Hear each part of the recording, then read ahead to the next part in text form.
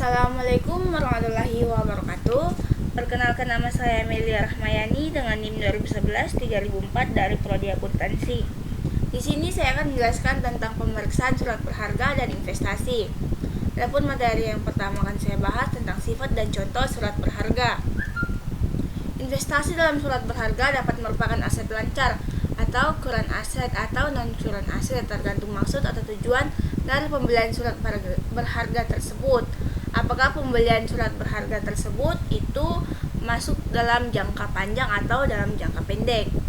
Berdasarkan tujuan pembelian surat berharga investasi, dalam surat berharga ini diklasifikasikan menjadi dua. Yang pertama, ada temporary investment atau marketable security, securities yang berhubungan dengan investasi lancar atau jangka pendek.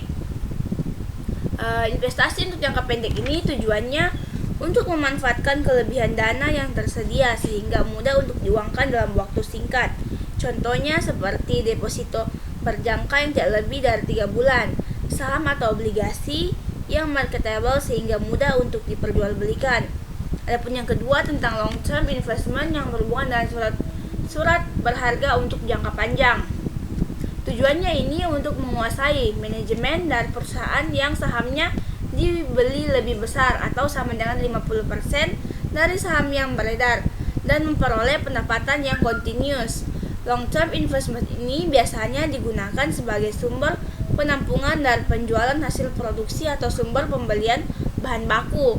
Contohnya seperti surat berharga saham dan obligasi jangka panjang. Dalam hal ini kita dapat membedakan antara investasi jangka pendek dan investasi jangka panjang. Adapun untuk menurut PSAK 2015 50.3, instrumen ekuitas adalah setiap kontrak yang memberikan hak residual atas aset suatu entitas setelah dikurangi dengan seluruh liabilitasnya. Instrumen keuangan adalah setiap kontrak yang menambah nilai aset keuangan entitas dan liabilitas keuangan atau instrumen ekuitas entitas lain. Yang kedua, tentang menurut PSAK 2015 50.4, nilai wajar adalah harga yang akan diterima untuk menjual suatu aset atau harga yang akan dibayar untuk mengalihkan suatu liabilitas dalam transaksi teratur antara pelaku pasar pada tanggal pengukuran. Terus untuk menurut PSAK 2015 55.4, aset keuangan atau liabilitas keuangan yang diukur pada nilai wajar melalui laba rugi adalah aset keuangan atau liabilitas keuangan yang memenuhi salah satu kondisi. Yang pertama, dimiliki untuk diperdagangkan. Kedua, pada saat pengakuan awal telah ditetapkan oleh entitas untuk diukur pada nilai wajar melalui laba rugi. Terus, adapun untuk menurut PSAK 2015 55.5, investasi dimiliki hingga jatuh tempo adalah aset keuangan non-derivatif dengan pembayaran tetap atau lebih telah ditentukan dan jatuh temponya telah ditetapkan, serta entitas mempunyai insentif positif dan kemampuan untuk memiliki aset keuangan tersebut hingga jatuh tempo. Adapun untuk metode akuntansinya di sini terbagi lagi menjadi dua. Yang pertama ada entitas asosiasi, di mana entitas asosiasi ini adalah suatu entitas, termasuk entitas bukan perseroan terbatas seperti persekutuan, di mana investor mempunyai pengaruh signifikan dan bukan merupakan entitas anak ataupun dalam joint venture.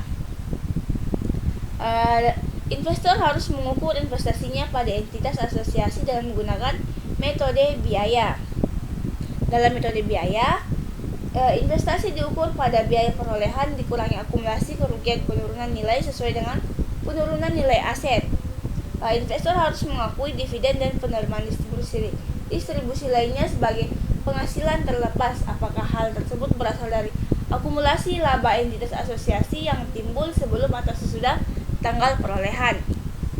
Terus yang kedua ada entitas anak. Entitas anak adalah suatu entitas yang dikendalikan oleh entitas induk. Investor harus mengukur investasinya pada entitas asosiasi dengan menggunakan metode ekuitas. Dalam metode ekuitas, investasi pada entitas anak awalnya diakui pada biaya perolehan, termasuk biaya transaksi, dan selanjutnya disesuaikan untuk mencerminkan bagian investor atas laba rugi dan pendapatan dan beban dari entitas anak. Entitas anak ini tidak dikonsolidasikan dalam laporan keuangan investor sebagai entitas induk. Nah, selanjutnya tentang pengungkapan. Investor harus mengungkapkan hal-hal.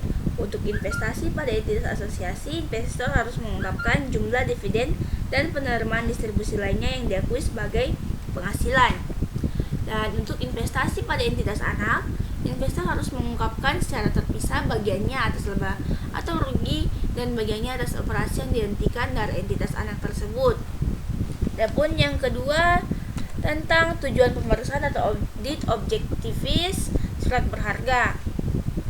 Yang pertama, untuk memeriksa apakah terdapat internal control yang cukup baik atas temporary dan long term investment.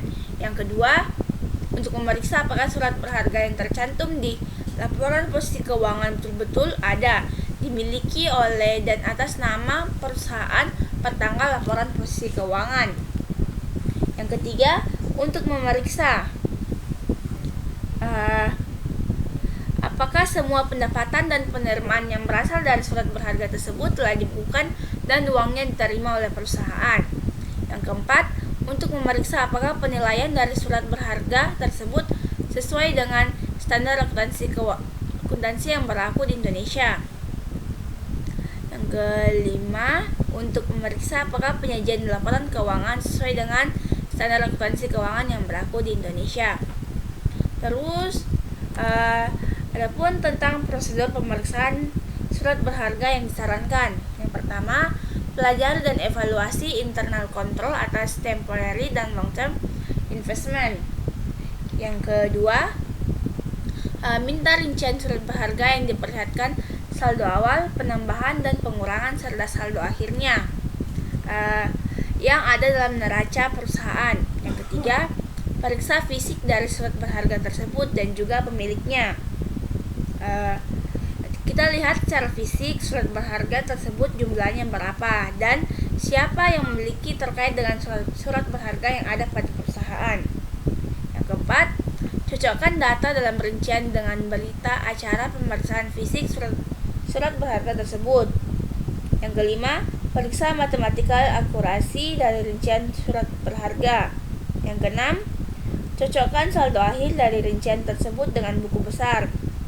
Yang ketujuh, lakukan voicing atas pembelian dan penjualan surat berharga, terutama perhatikan otorisasi dan kelengkapan bukti pendukungnya.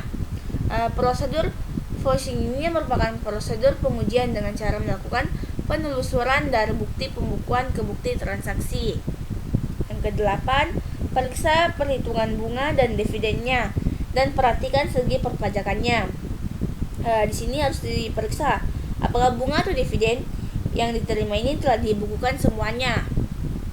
Terus yang kesembilan, periksa harga pasar dari surat berharga pada tanggal laporan posisi keuangan.